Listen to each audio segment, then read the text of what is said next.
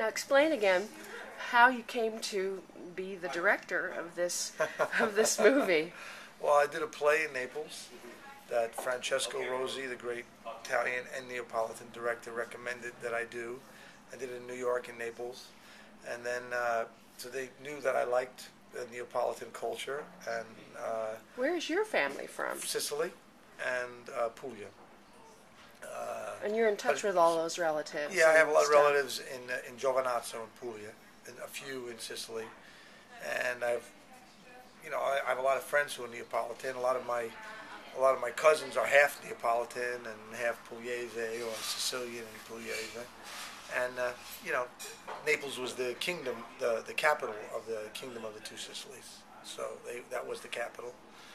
And after Romance and Cigarettes played in Italy, we had a very good distributor there, which was very similar. The way they released it was very similar to the way United Artists was going to release it in the United States, and then they got bought, and that's a whole other story. But anyway, the film played a long time there, like 7 months in the movie theaters in Italy. Have you developed a following in your own right? As you see, I went to the screening of this movie at Venice, and it was like they were treating me like a major figure. I mean, they were like applauding and standing and cheering. There, no? Yes, I mean, you were eating it up, needless to say. But I mean, did you expect that kind of? People have been very receptive because I've done.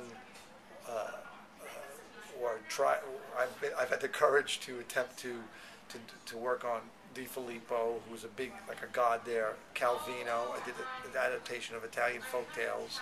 I did the Primo Levi. So have you been performing in Italian? I performed in English and Italian, and because I don't speak it fluently, but I'm getting better. And I think people are just very happy, that I come there and I've done, different workshops, and I'm very. They really get, my sensibility. When we did Romance and Cigarettes, people were singing along with the songs. That's just how they are over there. So they invited me to do this, and I knew a certain amount of music, a few songs that are in the movie, and that interested me right away. There was the one song, Tamo Moriata Nera, which I loved, but there was this guy, Federico Vaccalabre, who's a journalist and a musicologist, and he basically plied me with videos and basically CDs for 2 years. I listened to literally thousands of songs while I was doing other things, and narrowed it down to songs that I liked and artists that I thought were interesting and that I thought could maybe travel.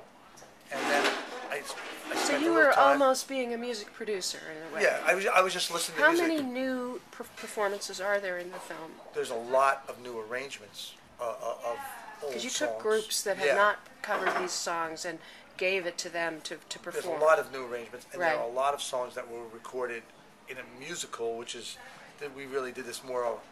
It was a documentary, but it turned more into a musical adventure because the whole movie was an adventure.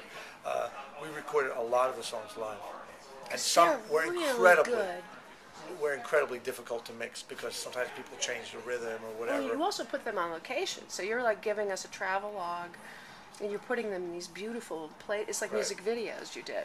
Well, I try to almost like if the song could, do it very simply and sustain itself, I did it that way. Other times I did more of a production number. So it was, every song was different, every song is different, and that city is just full of diversity. Now, did you look at Ketchikan's crossing the bridge? Did you ever know of this film? I read about that film. I did not see that film. I was a big fan of the CD of the Buena Vista Social Club. I liked the movie, but I was even a bigger fan of the CD, and that's what they wanted to do. So I knew it wasn't going to be about a band because they have so much music there. And after I met a lot of them, the musicians, for the first time after I said, "Oh, I like their music." I didn't know what they looked like, and then when I met some of them, I said, "Wow, that's an interesting subject matter. She'd be great."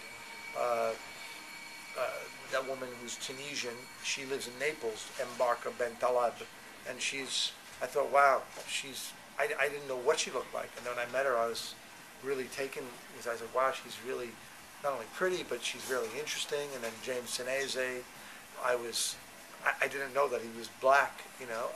That was a great story. That Great was really story. something. But also, Pepe Bada, I knew. Pepe Bada. but the thing that seems to inform all of this is this: it's just emotional music. I mean, I was like blown away by the emotions that were coming up. I have to say that place, I've worked there 3 times, is a very unique place. It's the girl in the movie says it's única, one of a kind, and it has one of the biggest jukeboxes in the world. But that place has been through everything, and yet these people just seem to rise like, you know, out of the ashes. This is for hundreds and hundreds and thousands of years, really. And there's something about it that you see.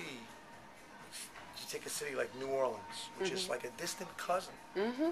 It's a younger cousin, but that city has been through all these things of a city like Naples.